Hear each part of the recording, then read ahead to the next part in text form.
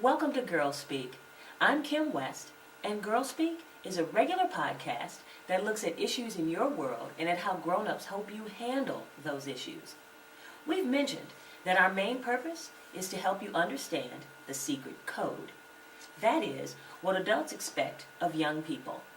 What that means for you is that understanding this, you get more control over your own life.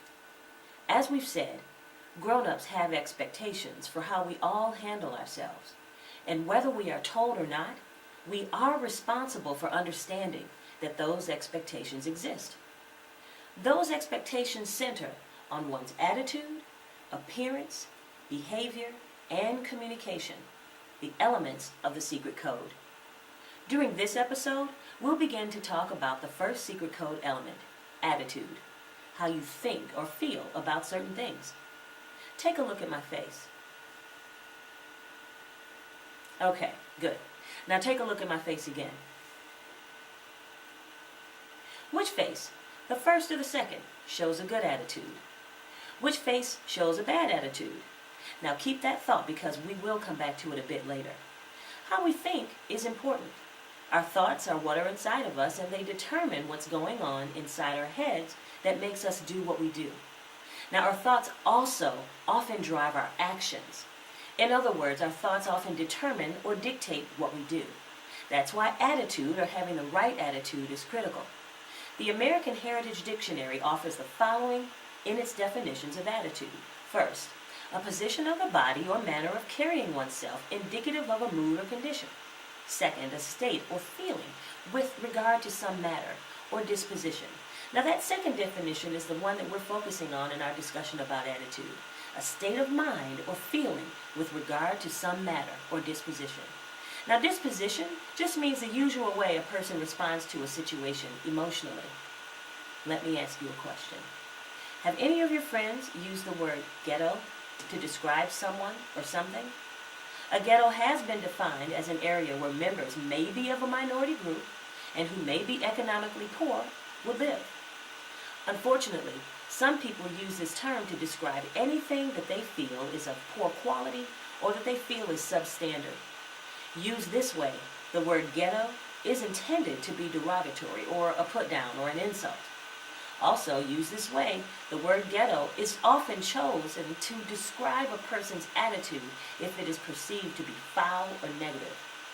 You may have heard someone say, "I don't like her attitude." Or you may have heard the opposite. She had a great attitude even when her team lost. So I'd like to ask you, what is it about someone's attitude that makes it bad? What makes it good? Consider this description of a good attitude. Choosing to listen and to be pleasant, communicative, humble, and positive when interacting with others in all situations that do not threaten your personal safety. How would you describe attitude as it's related to the secret code? Now, what is it about someone's attitude that could violate or go against the secret code? Perhaps you'd agree with some or all of the following. A bad attitude might be displayed as ignoring someone when they are speaking to you, or interrupting when someone is trying to give you instructions or information, making disrespectful comments about someone, which, as you probably know, is where we get the expression, "she dissed me," not following rules or not obeying authority, or believing that you are above or better than others, hoping for or instigating failure for another person, and finally, and most sadly, expecting failure for yourself. When it comes to young people and attitude, here are some of the things that adults are thinking. The first thing that adults think regarding attitude is this: facial expression and demeanor express perceived attitude. Translation: the look on a kid's face and their body posture tell me whether or not they have a bad attitude. Remember the two faces I displayed earlier? Now here's a tip. Unless you're in danger, smile or keep a neutral look on your face, no matter what the situation. People, especially adults, believe that they can read your attitude and therefore know virtually everything about you by that. So try to avoid displaying negative thoughts or emotions no matter how you may really feel or what you may really think. Some young people think it's okay to tell it like it is no matter what. That's not always a good idea, especially in situations involving school or a professional environment. Let's take a look at what telling it like it is might bring about. What did you think of what happened? What would you do differently? Now take a moment to blog us after this podcast and tell us your thoughts on this. Now we may all know someone who might cuss you out in a minute, right? And this idea isn't good at all. Choosing to express yourself this way can really limit your opportunities. It can stop you from reaching some of the goals you want. And frankly, no one wants to be around a person who insults each other and uses profanity all day. The second thing adults think about attitude is this: aggression is never acceptable. Moving too close to someone or using a threatening motion is never good. We'll talk more about body language in another segment, but understand that suggesting a threat through a look or a certain movement can cause you a lot of trouble. For example, did any of you see the movie Are We There Yet? It's by Columbia Pictures and features actor and rapper Ice Cube as Nick, who's helping two kids travel to see their mom. At one point in the movie, Nick really needs to get medicine for one of the kids, but the only pharmacy has just closed. So Nick uses a very mean look to scare the pharmacy employee, who then told Nick where the pharmacist was. Nick finds the pharmacist and again uses a very mean look so the pharmacist will get the medicine. The pharmacist laughed at Nick. He told Nick that his angry face wouldn't work. Nick's bad attitude backfired on him. You'll have to watch the movie to see whether or not Nick got the medicine. The thing is, people will make you angry sometimes, and at other times you may be treated unfairly. But keep in mind that there is always a better response than to become hostile, and choosing to have a good attitude is the best place to start. Remember, you can only change yourself or how you respond. So let's say you're with friends who react to a situation very badly.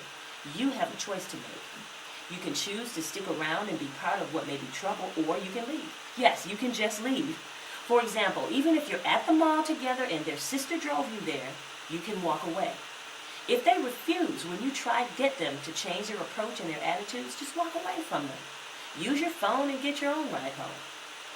You are gifted and have a lot to do. You cannot allow the choices of others who may have no plans for their lives to bring you down, no matter who they are. One more tip: try not to take things personally. It may not be about you. Someone may be rude to you and show a very bad attitude, and even though it may be tough, don't react to them with the same negative attitude they've shown you. The person may have some other issue. Their negative attitude may have nothing to do with you at all, so let it fly by. Keep your own focus and good attitude. And I have one more example for you. I volunteered at President Obama's inaugural parade. A woman began to curse and yell at a man behind her because she thought he was pushing her. Now understand that there were about 3,000 people in that particular line. The man kept a good attitude. He just looked at the woman and backed up a bit. He didn't say anything. The woman looked foolish. She stopped cursing and yelling, and a horrible fight was avoided. So as you can see, keeping a good attitude can really work out for you. In review, today we discussed the first element of the secret code, attitude. You learned that how we think and feel about things often determines what we do. And you also learned that choosing to have a good attitude is usually the better idea. So, thanks for hanging with us, and blog us at www.girlspeak.com, and we look forward to you being with us with the next episode. Bye for now.